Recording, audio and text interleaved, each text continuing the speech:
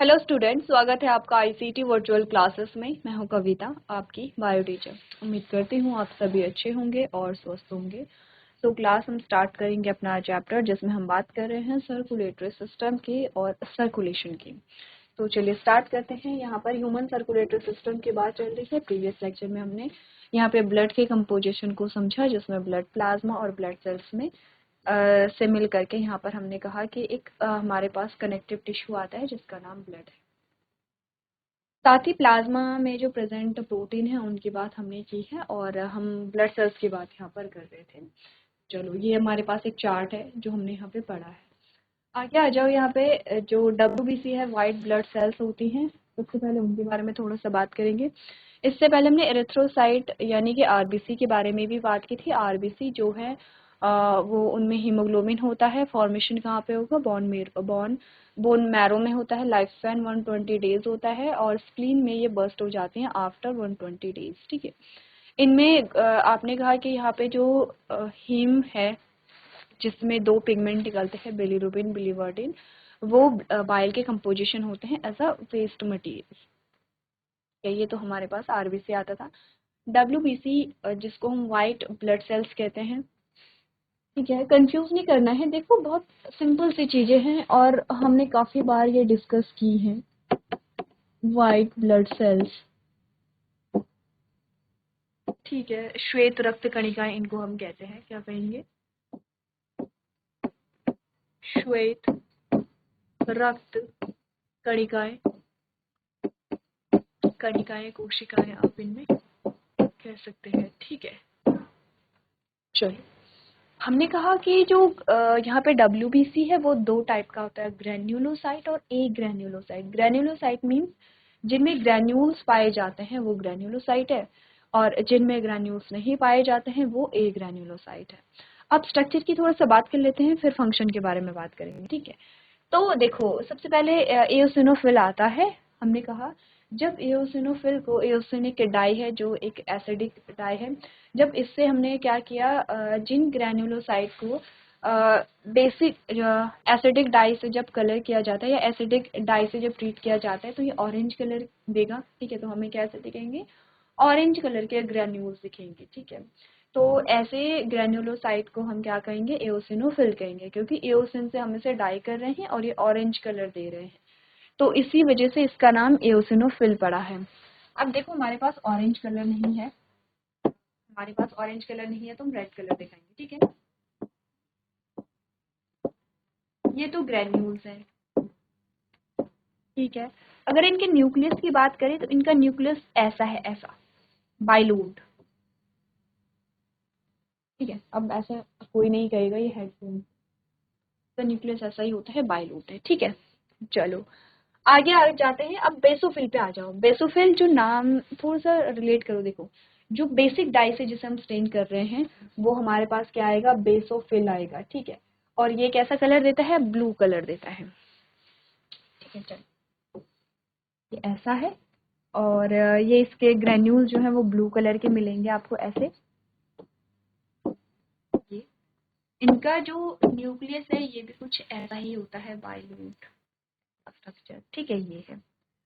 अब आ जाओ न्यूट्रोफिल पे। अच्छा, नाम ही इंडिकेट करे, न्यूट्रो मीन्स न्यूट्रल। इट मीन्स कि इसको हम बेसिक डाई से भी स्टेन कर सकते हैं, इसको हम एसिडिक डाई से भी स्टेन कर सकते हैं। दैट्स वाई इसको हम न्यूट्रोफिल कहेंगे। तो ये हमें कैसे मिला है, कैसे दिखेगा? ये कुछ ऐसा दिखेगा जिसमें आपको जो है ब्लू कलर के ग्रेन्यूल्स भी मिलेंगे। ठीक है, और इसमें आपको ऑरेंज कलर के ग्रेन्यूल्स भी मिलेंगे। ये ठीक है। अब देखो, इसका जो न्यूक्लियस है वो थोड़ा इंटरेस्टिंग है। जब यहाँ पर क्या होता है, देखो, जब भी ये सारे जो है WBC का फॉर्मेशन भी बोन मैरो में ही हो रहा है, तो जब इसका फॉर्मेशन होता है, जब ये मेच्योर नहीं है तो ये कुछ ऐसा होगा, जैसे ये है बाइलोड। ठीक है, फिर ये थोड़ा सा और मेच्योर होगा तो फिर ये कुछ ऐसा बन जाएगा, फिर एक और लोब इसमें जुड़ जाएगा। फिर थोड़ा और मेच्योर होगा तो इसमें एक और लोब जुड़ जाएगा। फिर ये थोड़ा और मेच्योर होगा तो इसमें एक और लोब जुड़ जाएगा। तो ये कुछ ऐसा स्ट्रक्चर हमें मिलता है। ठीक है, तो हमने कहा कि ये कुछ कैसा स्ट्रक्चर में मिल रहा है, पॉलीमॉर्फोन्यूक्लियर स्टेज हमें यहाँ पर देखने को मिल रही है। ठीक है, क्लियर है, यह है न्यूट्रोफिल। अब हमने कहा ऐसे जो हमारे पास WBC के ऐसे सेल्स जिसमें ग्रेन्यूल्स नहीं होते हैं, विदाउट ग्रेन्यूल से पाए जाते हैं, उनके बारे में डिस्कस करते हैं। इनको दिखाएंगे कुछ ऐसे। तो ये इनमें कोई ग्रेन्यूल्स नहीं पाए जाते हैं और ये इनका क्या आता है, ऐसा न्यूक्लियस आता है इनका, ये ऐसा। ठीक है, ये इनका न्यूक्लियस है। किसका न्यूक्लियस है ये, मोनोसाइट का न्यूक्लियस है ये। अब आ जाओ लिम्फोसाइट पे। लिम्फोसाइट पे क्या है, ग्रेन्यूल्स नहीं होंगे। इसका जो न्यूक्लियस का पोर्शन है वो काफी ज्यादा ऑक्यूपाई कर देता है इस। ठीक है, चलो, तो ये हमारे पास आते हैं WBC और WBC के टाइप्स, और ये जो सेल्स हमारे पास आते हैं उनके टाइप्स। ठीक है, अब देखो WBC में किसका कितना परसेंटेज है वो भी जानना जरूरी है, इम्पोर्टेंट है। तो परसेंटेज की अगर हम बात करें यहाँ पे कि किसका कितना परसेंटेज है, तो मैक्सिमम जो परसेंटेज हमारा मिलता है वो न्यूट्रोफिल्स का मिलता है। 60 to 65% जो है वो किसका होगा, न्यूट्रोफिल्स का होगा। इट मीन्स न्यूट्रोफिल्स के मैक्सिमम अमाउंट में प्रेजेंट होगा WBC में। अभी न्यूट्रोफिल्स के फंक्शन भी हम देखेंगे, न्यूट्रोफिल सभी के फंक्शन देखेंगे, क्या क्या फंक्शन होते हैं। ठीक है, बेसोफिल को अगर हम देखें तो हमने कहा 0.5 to 1% जो है वो किसका होता है, बेसोफिल का होता है। ठीक है, फिर यहाँ पर अगर हम देखें तो 2 to 3% जो है वो किसका होता है, एओसिनोफिल का होता है। फिर अगर मोनोसाइट का परसेंटेज हम देखें तो 6 to 8% जो है वो एओसिनोफिल का होता है। लिम्फोसाइट का अगर हम देखें तो 20 to 25% जो होता है वो होता है लिम्फोसाइट का। अच्छा, एक जो चीज हमें ध्यान में रखनी है, हाँ, न्यूट्रोफिल। न्यूट्रोफिल में जो न्यूक्लियर कंडीशन हमें देखने को मिली है, इसमें क्या कहा, हमने कहा पॉली मॉर्फो न्यूक्लियर ल्यूकोसाइट। ठीक है, इसका मतलब समझ रहे हो क्या है, पॉलीमॉर्फो न्यूक्लियर ल्यूकोसाइट। जो न्यूक्लियस है यहाँ पर, न्यूक्लियस उसके जो स्टेजेस हैं उसकी जो मॉर्फोलॉजी, आपको अलग अलग मॉर्फोलॉजी देखने को मिल रही है। तो पॉली का मतलब होता है बहुत सारा, मॉर्फो का मतलब होता है मॉर्फोलॉजी। ठीक है, जो आप देख रहे हैं जो स्ट्रक्चरल जो मॉर्फोलॉजी है, जो मॉर्फोलॉजी है न्यूक्लियर ल्यूकोसाइट। तो अच्छा, न्यूक्लियर ल्यूकोसाइट तो हमें पता है, ल्यूकोसाइट का मतलब होता है, WBC का नाम है ल्यूकोसाइट। ठीक है, ल्यूकोसाइट, देखो साइट का मतलब सेल होता है, ल्यूको का मतलब होता है कलरलेस, कलरलेस सेल। पॉलीमॉर्फो का मतलब होता है कि जो पॉलीमॉर्फो न्यूक्लियर का मतलब होता है कि न्यूक्लियस की जो डिफरेंट फॉर्म्स है, जो डिफरेंट मॉर्फोलॉजी देखने को मिल रही है, उसको हम पॉलीमॉर्फो न्यूक्लियर ल्यूकोसाइट कह रहे हैं। ठीक है, यहाँ तक की बात क्लियर है। देखो ये नोट करना है 0.5 मतलब 0.5। ठीक है, कंफ्यूज नहीं करना है। देखो हर एक जो डिटेल है वो इम्पोर्टेंट है, चाहे आपके एग्जाम के पॉइंट ऑफ व्यू से हो, चाहे आप आगे कोई मेडिकल एग्जाम दे रहे हो, उससे रिलेटेड हो, सारी जो पॉइंट्स है वो इम्पोर्टेंट है। अब मैं साइड से हट रही हूँ, आप इसे नोट कर सकते हैं। अब बात आती है यहाँ पर इनके फंक्शंस की। इनके फंक्शन हम देखेंगे, एक बार मैं फिर से यहाँ पर रिवाइज करवा देती हूँ आपको। ग्रेन्युलोसाइट और एग्रेन्युलोसाइट जो है ये तो हम प्रीवियस लेक्चर में कर चुके थे। ग्रेन्युलोसाइट है इओसिनोफिल, बेसोफिल, न्यूट्रोफिल। ठीक है, और एग्रेन्युलोसाइट है मोनोसाइट और लिम्फोसाइट। ठीक है, ये तो हम कर चुके थे। हमने कहा इओसिनोफिल का जो नाम है वो कैसे पड़ा है, इओसिन जो है यानी कि एसिटिक डाई से जब इसे स्टेन किया तो इसने ऑरेंज कलर दिया है। ठीक है, इसीलिए इस ग्रेन्युलोसाइट का नाम क्या पड़ा है, इओसिनोफिल्स पड़ा है। ये सारी सेल्स के नाम आपको दिए जा रहे हैं। सारी क्या है, सेल्स है, ये किसकी सेल्स है, WBC की सेल्स है। आप सोचेंगे तो फिर प्लाज्मा सेल कहाँ आए। देखो प्लाज्मा सेल आप पढ़ेंगे जब हम लिम्फोसाइट जब पढ़ते हैं। अच्छा देखो, आपको ध्यान होगा हमने पढ़ा है, जब इम्यून सिस्टम पढ़ा है, कहीं ना कहीं किसी न किसी क्लास में हमने इम्यून सिस्टम पढ़ा है, और हमने लिम्फोसाइट के बारे में बात की थी। लिम्फोसाइट जो है वो दो टाइप का होता है, T लिम्फोसाइट और B लिम्फोसाइट। ठीक है, अब इसमें क्या होता है, जब हमने कहा ये जैसे इन्फेक्शन होता है तो नॉर्मल जो इन्फेक्शन होते हैं वो यहाँ पर हैंडल हो जाते हैं, नॉर्मल इन्फेक्शन को क्लियर कर लिया जाता है अदर सेल्स के थ्रू। अगर इन्फेक्शन बहुत ज़्यादा बढ़ गया है, तो अब यहाँ पर क्या होगा, जो डेंड्रिटिक सेल्स है, याद होगा अगर आपको ध्यान होगा, डेंड्रिटिक सेल्स आती हैं यहाँ पर किसके पास, जो लिम्फोसाइट है, टी लिम्फोसाइट के पास आएंगे।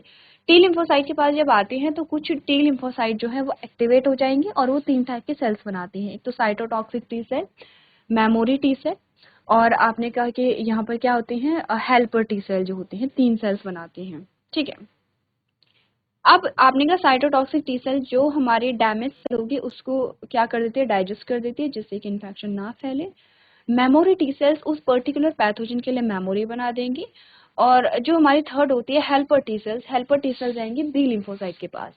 बी लिम्फोसाइट के पास जाएंगे तो बी लिम्फोसाइट को एक्टिवेट करती है। बी लिम्फोसाइट 2 सेल्स यहाँ पर बनाता है, प्लाज्मा सेल्स और मेमोरी बी सेल्स। ठीक है, मेमोरी बी सेल्स जो होती हैं वो मेमोरी बनाती हैं उस पर्टिकुलर एंटीजन के लिए, और जो प्लाज्मा सेल है, प्लाज्मा सेल बनाती है यहाँ पे एंटीबॉडीज। ठीक है, अगर आपको ये जो टॉपिक है आपने पढ़ा है, आपको याद आ गया तो बहुत अच्छी बात है, नहीं याद आया है तो कोई बात नहीं, आगे जाकर के हम डिस्कस करेंगे। तो आपको ये नोट कर लेना है। ठीक है, तो हमने एओसिनोफिल की बात की, बेसोफिल हमने कहा जब बेसिक डाई से इसे यहाँ पे क्या किया गया, स्टेन किया गया तो ये ब्लू कलर देता है।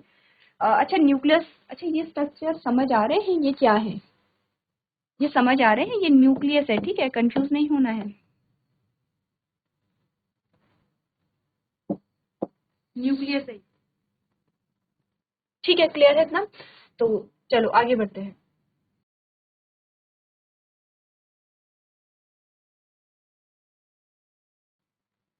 ये ई है, इसे लिख लेते हैं।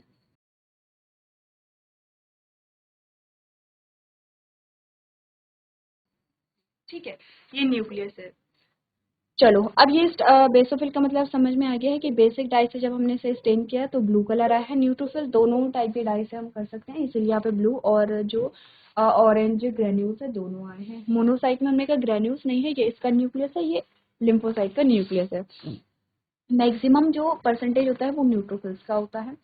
अच्छा, न्यूट्रोफिल्स का जो फंक्शन है वो क्या है, देखो न्यूट्रोफिल जैसे जब भी कोई हमारे बॉडी में कोई भी पैथोजन आता है, कोई रोगजनक आता है, तो सबसे पहले जो अटैक यहाँ पर करेंगे वो न्यूट्रोफिल्स करते हैं। ठीक है, तो न्यूट्रोफिल्स क्या कर देते हैं, यहाँ पर इंगल्फ कर लेते हैं उस सेल्स को, या उस सेल को खा जाते हैं। किस सेल की बात हो रही है, जो पैथोजन है, जो रोगजनक है। तो सबसे पहले अटैक कौन करेगा, यहाँ पे न्यूट्रोफिल्स करते हैं। ठीक है, जैसे कि कई बार आपने देखा होगा कि कहीं पे किसी जगह पे आपने कहा कि आपको चोट लगी है, या वहाँ पर जिसे फोड़ा होता है, ठीक है, तो वहाँ पर कुछ टाइम बाद आप देखते हैं वो पस निकलता है। तो आपने कहा कि होता ही है, देखो हमारी बॉडी में कोई पैथोजन आया और न्यूट्रोफिल्स वहाँ पर जाते हैं, उस सेल्स को खा जाते हैं। तो न्यूट्रोफिल्स अपने उन सेल को डिस्ट्रॉय करेंगे, लेकिन खुद भी डिस्ट्रॉय होते हैं न्यूट्रोफिल। तो वो जो बस हमें दिखता है एक्चुअली में न्यूट्रोफिल्स होता है, डेड न्यूट्रोफिल्स जो होते हैं। ठीक है, चलो यहाँ तक की बात कंप्लीट करो। अब हमें नेक्स्ट जाना है फंक्शन पे। तो फंक्शन के लिए हमें थोड़ा सा स्पेस चाहिए होगा, इसलिए आप यहाँ पे इसको नोट कर लीजिए। तो हमें हमारे पास आए हैं एओसिनोफिल,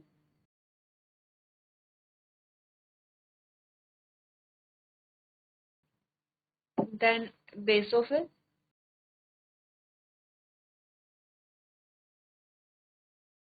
एंड न्यूट्रोफिल।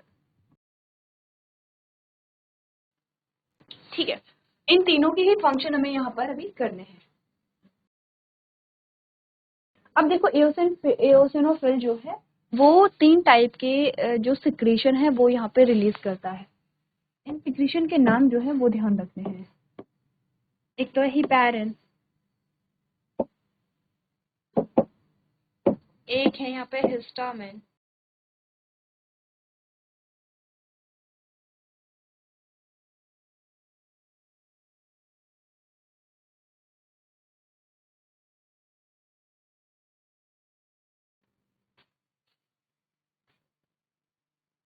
प्रीवियस जो आपका चैप्टर था यहाँ पे रेस्पिरेटरी सिस्टम, वहाँ पर हमने कहा था जब हम रेस्पिरेटरी डिजीज के बारे में बात कर रहे थे तो हमने यहाँ पर कुछ चीजें समझी थी। जैसे कि सबसे पहले जो डिजीज हमने की थी वो थी अस्थमा। अस्थमा होती क्यों है, कैसे होती है, और अगर किसी पर्सन में जैसे किसी का इम्यून सिस्टम हाइपर सेंसिटिव हो जाता है तो उसमें अस्थमा की प्रॉब्लम देखने को मिलती है कैसे। हिस्टामिन में हमने समझा था, हिस्टामिन के 2 इफेक्ट हमने समझे थे। एक तो था यहाँ पे वैसोडाइलेशन, या सिंपल सा अगर हम कहें कि यहाँ पे जो ब्लड वेसल्स हैं, जो वेसल्स हैं क्या हो जाती है, वो डायलेट हो जाती है, उनमें इन्फ्लामेशन हो जाता है। दूसरा ब्रोंको कॉन्ट्रैक्शन, वैसोडाइलेशन और ब्रोंको कॉन्ट्रैक्शन, दो टर्म्स हमने देखी थी जिसमें हमने कहा था कि जो नॉर्मल ब्लड वेसल्स है उसमें इन्फ्लामेशन आपको देखने को मिलता है ऐसे, ठीक है। और ब्रोंको कॉन्ट्रैक्शन में क्या है कि एक नॉर्मल जो यहाँ पर क्या है ट्रैकिया है वो ऐसा है, ये क्या हो जाता है, इसमें कॉन्ट्रैक्शन हो जाता है और ये सिकुड़ जाता है और आपको कुछ इस प्रकार से देखने को मिलता है। तो इससे होगा क्या, देखो सबसे पहले हिस्टामिन रिलीज क्यों हुआ था, कब हुआ था, जब हमने बात की थी कि कोई भी पैथोजन हमारी बॉडी में जब एंटर करता है तो इससे क्या होगा, यहाँ पे एक सेल का नाम बोला था हमने, मास्ट सेल क्या करती है, हिस्टामिन रिलीज करती है। तो हमने कहा, हमने तो मास्ट सेल का नाम पढ़ा था कि मास्ट सेल हिस्टामिन को रिलीज करेगी, या हम कह रहे एओसिनोफिल यहाँ पे हिस्टामिन को रिलीज करेगी। देखो ध्यान से देखो, एओसिनोफिल जब भी, जैसे जब ब्लड में है, अच्छा ये सारी चीजें ब्लड में है, ये समझ आ रहा है। देखो जब भी यहाँ पे ब्लड बनता है, ये आपके ब्लड वेसल्स हैं, ये आपकी ब्लड वेसल्स हैं, और आपके ब्लड वेसल्स में आपके ब्लड होंगे, जिसमें आपने कहा कि यहाँ पे आरबीसी भी होंगे, जिसमें आपने कहा आरबीसी भी होंगे, ऐसे ये आरबीसी है, बाकी डब्ल्यूबीसी और प्लेटलेट्स हमारे पास आ रहे हैं, ठीक है। जो डब्ल्यूबीसी है, डब्ल्यूबीसी में आपने कहा कि जो ग्रैन्युलोसाइट है वो भी होंगे, जो ए ग्रैन्युलोसाइट है वो भी होंगे। इट मीन्स कि ये ब्लड में ही एओसिनोफिल, बेसोफिल, न्यूट्रोफिल होगा, मोनोसाइट होगा, लिम्फोसाइट होगा, सारी चीजें कहाँ पर होंगी, हमारे ब्लड में प्रेजेंट होंगे। तो हमने कहा कि जब एओसिनोफिल ब्लड में है तो उसे क्या कहेंगे, एओसिनोफिल कहेंगे। और जब क्या होता है, जब भी यहाँ पर इन्फेक्शन होता है और जब ये एओसिनोफिल किसी टिश्यू में आ जाता है, ये भी किसी टिश्यू में एंटर हो जाता है, तो अब ये मास्ट सेल कहलाता है। इसीलिए हमने उस टाइम पे एओसिनोफिल नाम ना पढ़ करके मास्ट सेल कहा था। तो हमने कहा कि क्या होगा, क्या पढ़ा था, हिस्टामिन कहाँ से रिलीज होता है, मास्ट सेल से रिलीज होता है। मास्ट सेल एक्चुअली में क्या एओसिनोफिल है, एओसिनोफिल कब होगा, जब ब्लड में है, जब किसी टिश्यू में आ जाएगा तो क्या कहलाएगा, मास्ट सेल कहलाएगा, ठीक है। अब आ जाओ वापस से, अब हमने हिस्टामिन के बारे में कहा था कि ये दो चीजें करेगा। तो जब भी कोई पैथोजन जैसे बॉडी में एंटर होता है तो बॉडी के सेल जो है डिटेक्ट करती हैं, एओसिनोफिल हिस्टामिन रिलीज करेगा, ये क्या करेगा, वैसोडाइलेशन करेगा, जो ब्लड वेसल्स है वो फूल जाती हैं। जब ब्लड वेसल्स फूल जाती हैं तो इसका क्या मतलब होता है कि ब्लड वेसल से क्या बाहर निकलेगा,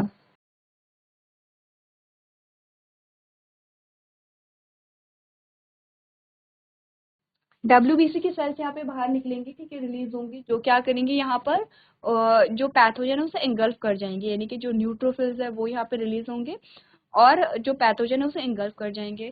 ब्रोंको कॉन्ट्रैक्शन में भी यहाँ पर हो जाता है। इस कंडीशन में क्या होगा, थोड़ा सांस लेने में प्रॉब्लम होगी। अगर किसी का इम्यून सिस्टम हाइपर एक्टिव है तो वो किसी भी डस्ट पार्टिकल को, किसी भी पॉलन ग्रेन को एज अ पैथोजन यहाँ पे क्या करता है, डिटेक्ट करता है। ये सारी चीजें होती है और हमने कहा उस कंडीशन में अस्थमा की प्रॉब्लम पाई जाती है। जैसे भी कोई अस्थमा का जो रोगी है वो जैसे किसी धूल वाली जगह में बिना मास्क पहने अगर चला गया तो उसे सांस लेने में दिक्कत होने लगती है। चलो ये तो बात हो गई है। तो हिस्टामिन एक्चुअली में करता क्या है, आपके इम्यून सिस्टम का इंपॉर्टेंट पार्ट है और इम्यूनिटी प्रोवाइड करता है। देखो अब जब यहाँ पर पैथोजन आएगा तब तो दोनों प्रोसेस होंगे, वैसोडाइलेशन होगा और ब्रोंको कंट्रैक्शन होगा, ठीक है। इसका फंक्शन हमें पता चल गया है। सेकेंड हिपैरिन का हमारे पास फंक्शन आता है, तो ये तो आपने पता है कि इम्यूनिटी देगा, ठीक है, इसका फंक्शन है इम्यूनिटी। हिपैरिन का फंक्शन होता है, ये क्या करता है, एंटी क्लॉटिंग। एंटी क्लॉटिंग का मतलब क्या था, देखो अगर नॉर्मली जो ब्लड सर्कुलेशन हो रहा है हमारी बॉडी में, नॉर्मली ब्लड का सर्कुलेशन हो रहा है, ऐसा तो नहीं कि कहीं पर भी जो ब्लड है वो क्लॉट हो जाएगा। ब्लड क्लॉट कब होगा, जब जैसे चोट लगती है तभी ब्लड क्लॉट वहाँ पे हो सकता है। अगर चोट नहीं लगी है तो बिना रीजन के ब्लड क्लॉटिंग नहीं होगा। तो उससे बचाने के लिए यानी कि रुधिर का थक्का जमने से रोकता है हिपैरिन इन नॉर्मल कंडीशन, ठीक है। सेरोटोनिन के बहुत सारे फंक्शंस यहाँ पर होते हैं, जैसे क्लॉटिंग में भी हेल्प करता है और जैसे बहुत सारी एक्टिविटीज होती है उनमें ये क्या करता है, हेल्प करता है। ये है एओसिनोफिल। अब आ जाओ बेसोफिल पे। बेसोफिल क्या होता है, जब भी कोई पैरासिटिक इन्फेक्शन होता है, पैरासाइट के बारे में हमने बात की है।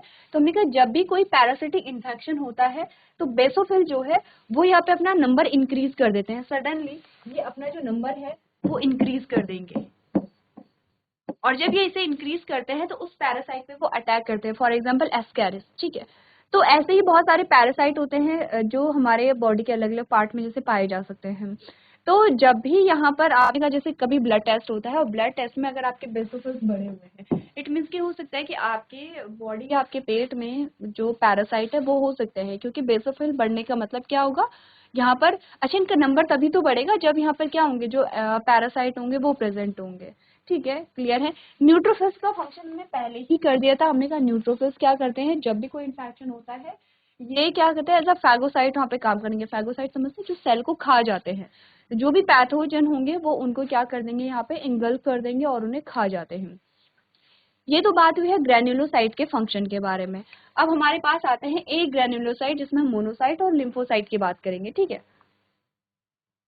इसको इरेज कर दूं।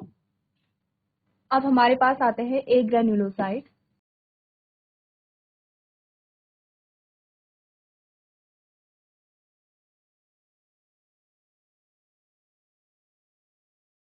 सबसे पहले बात करेंगे मोनोसाइट के बारे में, ठीक है। जब भी हमारे बॉडी में इन्फेक्शन ज्यादा हो जाता है, जैसे कि सबसे प्राइमरी जो सेल्स जो आती हैं, जैसे जब भी इन्फेक्शन होगा वो न्यूट्रोफिल्स होंगी। हो सकता है कि इन्फेक्शन इतना ज्यादा है कि न्यूट्रोफिल्स अकेले ही उस इन्फेक्शन को खत्म नहीं कर पा रहे हैं, तो मोनोसाइट जो है जो वो छोटे से, ये स्ट्रक्चर हमने देखा था मोनोसाइट का, मोनोसाइट जो है अपना स्ट्रक्चर चेंज कर देती हैं और एक बड़े रूप का आकार वो ले लेती हैं। इसको हम कहते हैं मैक्रोफेजेस। ये हमारे पास मैक्रोफेजेस आते हैं, ये बहुत न्यूट्रोफिल से बहुत बड़ी बड़ी सेल्स होती हैं, और जब यहाँ पे इन्फेक्शन ज्यादा हो जाता है तो ये मैक्रोफेज क्या करती है, वहां पे जाती हैं और इनको पूरे इंगल्फ कर लेती हैं। आपको ध्यान होगा हमने जब हम इम्यून सिस्टम को पढ़ रहे थे तो देखो हमने क्या बोला था, ये हमारे यहाँ पे एक साइट है जहाँ पे इन्फेक्शन हुआ है, ठीक है। फॉर एग्जाम्पल ये ब्लड है, ब्लड में इन्फेक्शन हुआ है, ठीक है। तो ये आया पैथोजन, फॉर एग्जाम्पल है ये है पैथोजन। अब जैसे ही पैथोजन आया है उसको किल करने के लिए यहाँ पे न्यूट्रोफिल्स आ गई हैं, न्यूट्रोफिल्स आई। लेकिन जो यहाँ पर जब तक न्यूट्रोफिल्स यहाँ पर आए तो ये जो पैथोजन थे इसने अपने नंबर भी बढ़ा दिए हैं और इनकी संख्या जो है वो ज्यादा होने लगी है, यानी कि इन्फेक्शन हो गया है। अब जब इन्फेक्शन ज्यादा हो जाता है तो अब यहाँ पर आती है, न्यूट्रोफिल्स को थोड़ा सा कम कर देते हैं, ठीक है। अब यहाँ पर आती है क्या, मैक्रोफेजेस। तो मैक्रोफेजेस अब यहाँ पे आ गई हैं। तो आपने कहा जैसे इन्फेक्शन कम है तो मैक्रोफेजेस ही यहाँ पर इस इन्फेक्शन को क्लियर कर देती हैं। इन केस अगर मैक्रोफेजेस यहाँ पर इस इन्फेक्शन को क्लियर नहीं कर पाए, इस पैथोजन को मार नहीं पाए, तो मैक्रोफेजेस जाती हैं अब किसके पास, कुछ डेंड्रिटिक सेल्स के पास। बहुत ज़्यादा डिटेल में इसलिए नहीं करेंगे क्योंकि अभी इम्यूनिटी या इम्यून सिस्टम हमारा जो चैप्टर या टॉपिक है वो नहीं है, बस एक जनरल आइडिया ले लो क्योंकि ये आपके इम्यून सिस्टम का ही पार्ट चल रहा है, ठीक है। डेंड्रिटिक सेल्स कुछ ऐसी होंगी जिसमें क्या लगे होंगे, कुछ ऐसे, कुछ इस प्रकार की डेंड्रिटिक सेल्स होंगी। ये डेंड्रिटिक सेल्स यहाँ आएगी, ठीक है। किसी एक पैथोजन को उसने क्या किया है, बहुत सारे पैथोजन है क्योंकि एक तो नहीं है ये। अब आपने कहा पैथोजन क्या होता है, micro organism, mostly micro organism होते हैं। इनका जो एक गुण है वो है कि बहुत जल्दी फ्रीक्वेंटली अपने नंबर को बढ़ा देते हैं। तो यहाँ पे बहुत सारे अभी तक जब तक न्यूट्रोफिल आए, मैक्रोफेजेस आए, बहुत सारा जो इन्फेक्शन है वो बढ़ गया है। अब ये क्या करेंगे, ये डेंड्रिटिक सेल्स यहाँ आएंगे, ठीक है। मतलब ये जो सेल है वो यहाँ आ गई है, ये एरो हमें यही बता रहे हैं। ये किसी एक पैथोजन को मारेंगी और इसके जो एंटीजन होंगे, एंटीजन समझते हैं, आगे जाकर के एंटीजन के बारे में बात करेंगे। ये इसके एंटीजन जो है वो अपने पे लगा लेता है। अब जब ये एंटीजन अपने पे लगा लेता है, थोड़ा सा एडजस्ट करना पड़ेगा, ठीक है। तो ये है हमारे पास आते हैं लिम्फोसाइट। ये लिम्फोसाइट है। लिम्फोसाइट जो है वो दो टाइप के हमारे पास आते हैं।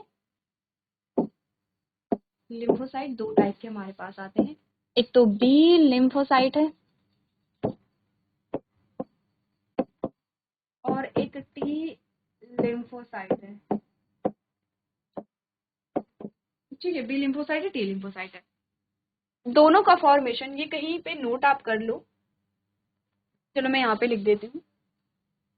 देखो दोनों का ही अगर मैं फॉर्मेशन बोलूँ, इसका फॉर्मेशन भी कहाँ होता है, बोन मैरो में होता है, इसका फॉर्मेशन भी कहाँ होगा, बोन मैरो में होगा। लेकिन अगर मैं बात करूँ मैच्योरेशन के बारे में, मैच्योर कहाँ होगा, तो बी लिम्फोसाइट जो है वो वहीं पे बोन मैरो में ही मैच्योर हो जाता है। टी लिम्फोसाइट जो है वो थाइमस में जा करके मैच्योर होती है, ये आपको ध्यान रखना है, ठीक है। टी लिम्फोसाइट थाइमस में जाएगा, वहां जाकर के मैच्योर होता है। अब आ जाओ वापस अपने इस टॉपिक पे। अब ये डेंड्रिटिक सेल्स जाती हैं किसके पास, टी लिम्फोसाइट के पास ही जाएंगी। टी लिम्फोसाइट को ये कुछ एंटीजन दिखाएंगे और इसके रिस्पॉन्स पे कुछ टी लिम्फोसाइट एक्टिवेट होते हैं। यही हमने कुछ देर पहले हम डिस्कस करे थे। और ये 3 टाइप की सेल बनाता है, एक तो साइटोटॉक्सिक टी सेल जो होती हैं, ठीक है, एक आपने कहा जो मेमोरी टी सेल होती हैं, और एक आपने कहा हेल्पर टी सेल होती हैं। ये हेल्पर टी सेल जाएंगे लिम्फोसाइट के पास। लिम्फोसाइट फिर 2 टाइप की सेल्स बनाता है, एक होगा प्लाज्मा सेल और एक होगा यहाँ पे मेमोरी बी सेल, ठीक है। ये प्लाज्मा सेल क्या बनाती हैं, यहाँ पे एंटीबॉडीज का फॉर्मेशन करेंगी, ठीक है। एंटीबॉडीज कुछ ऐसे होती हैं, कुछ ऐसे ऐसी है। अब ये एंटीबॉडीज यहाँ जाती हैं और ये एंटीबॉडीज यहाँ पर क्या कर देती हैं, इनको, ये एंटीबॉडीज यहाँ पर जाती हैं, इन पैथोजन को कैप्चर कर देती है। जब ये इसे कैप्चर कर देती है तो अब इनको खाना बहुत इजी हो जाता है मैक्रोफेजेस और न्यूट्रोफिल्स के लिए, ठीक है। ये जो एंटीबॉडीज है जो प्लाज्मा सेल बना रही थी, कि इसी बारे में हमने बात की थी, जो बीटा जो गामा ग्लोबुलिन है उसी को हमने एंटीबॉडीज कहा था। तो जो गामा ग्लोबुलिन है उसका फॉर्मेशन कौन कर रहा है, प्लाज्मा सेल कर रहा है। प्लाज्मा सेल क्या है आपने कहा, वो बी लिम्फोसाइट है। बी लिम्फोसाइट क्या है, वो लिम्फोसाइट है। लिम्फोसाइट क्या है, वो ए ग्रेन्युलोसाइट है। ए ग्रेन्युलोसाइट क्या है, डब्ल्यूबीसी की जो सेल्स होती हैं, ठीक है। डब्ल्यूबीसी क्या है, ब्लड सेल्स है। यहाँ तक की बात क्लियर है। देखो ये सारी चीजें क्लियर हैं तो हम आगे बढ़ेंगे।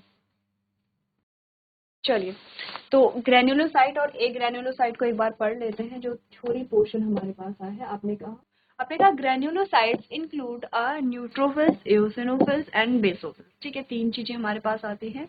ए granulocyte includes lymphocyte and monocyte, और ए ग्रेन्युलोसाइट में लिम्फोसाइट और मोनोसाइट होते हैं। Neutrophils have a polymorphic nucleus, क्या होता है इसमें, पॉलीमॉर्फिक न्यूक्लियस होता है, पॉलीमॉर्फिक न्यूक्लियर ल्यूकोसाइट हम इसे कहते हैं। And have a phagocytic ability, तो आपने कहा ये इसमें फैगोसाइटिक एबिलिटी का मतलब होता है, फैगोसाइट का मतलब होता है जो सेल्स को यहाँ पर पैथोजन को खाता है, ठीक है, इंगल्स करता है। Basophils are involve in a inflammatory reaction as they secrete histamine and serotonin, ठीक है। Eosinophils are involve in an allergic reaction, clear इतना। चलो नेक्स्ट यहाँ पे ब्लड प्लेटलेट्स के बारे में हमने क्या बात की है, और थ्रोम्बोसाइट, इसको हम थ्रोम्बोसाइट कहते हैं, are involve in the clotting of blood, they are form from the megakaryocyte cells of the bone marrow, ठीक है। तो ये तीनों ब्लड सेल्स के बारे में हमने बात की है। नेक्स्ट टॉपिक हमारा होगा जो ब्लड ग्रुप है, ब्लड ग्रुप के बारे में बात करेंगे यहाँ पर, जिसमें एंटीजन और एंटीबॉडीज के बारे में हम बात करेंगे कि किस ब्लड ग्रुप में कौन सा एंटीजन है तो कौन सी एंटीबॉडीज होगी, ये सारी चीजें डिस्कस करेंगे। एक बार आप लोग ये जो पॉइंट्स है इन्हें रीड कर लीजिए। चलो अब देखो हम ब्लड ग्रुप के बारे में यहाँ पे बात कर रहे थे, तो इतना आपको अगर हम प्रीवियस टॉपिक में जाएं तो हम समझते हैं कि जो भी पैथोजन है वो कैसे पहचाने जाते हैं। हर एक सेल में क्या होते हैं, यहाँ पे आपने कहा एंटीजन लगे होते हैं। जैसे ये पैथोजन है, ठीक है, जैसे इस पैथोजन को अगर हम बाहर निकालें, इस पैथोजन को अगर बाहर निकाले, ये पैथोजन है ये, ठीक है। अब इस पैथोजन पे लगे होंगे क्या, एंटीजन, तो ये है इसके एंटीजन। हर सेल पे एंटीजन लगे होते हैं, चाहे ह्यूमन सेल की बात करें, कोई जो फॉरेन सेल है, कोई भी जो जीव है उस सेल पे क्या लगे होते हैं, एंटीजन लगे होते हैं। अब हमारे इम्यून सेल्स जो हैं वो डिटेक्ट कर लेते हैं एंटीजन के थ्रू। जैसे कि यहाँ पर न्यूट्रोफिल्स ने इन पे अटैक क्यों किया, क्योंकि इन्हें पहचाना गया कि ये जो एंटीजन है ये हमारे सेल के एंटीजन नहीं है, ये किसी फॉरेन सेल के एंटीजन है। आपने कहा आपके जो न्यूट्रोफिल्स हैं और जो यहाँ पे मैक्रोफेजेस हैं वो अपनी सेल पे क्यों अटैक नहीं करते, क्योंकि अपनी सेल के एंटीजन को वो पहचानते हैं और इसीलिए उन पर अटैक नहीं करते हैं। जब एंटीजन को पहचाना जाता है तो ये सारी प्रोसेस होती है और इनके रिस्पॉन्स में एंटीबॉडीज बनती हैं। तो क्या होता है, अलग एक ही एंटीबॉडीज सारे सेल्स को नहीं मारेंगे। जैसे इस एंटीजन के लिए ये एंटीबॉडीज बनी है, अगर कोई दूसरा पैथोजन आता है तो उसकी एंटीजन के लिए कोई दूसरी एंटीबॉडीज बनेंगी। तो यही फिनोमेना हम देखते हैं ब्लड ग्रुप में। और ब्लड ग्रुप में हम देखते हैं कि अगर ब्लड ग्रुप ए में एंटीजन ए है तो एंटीबॉडी क्या होगी, और ऐसे ही सारे ब्लड ग्रुप का हम यहाँ पर जो डिटेल में डिस्कशन करते हैं कि किस में कौन सा एंटीजन और कौन से एंटीबॉडीज बनेगी। एक बार आप लोग ये टॉपिक जो है ब्लड ग्रुप का वो घर से रीड करके लेकर के आएंगे। तो आज के सेशन में हम इतना ही करेंगे। अभी तक क्लास में बने रहने के लिए आपका धन्यवाद।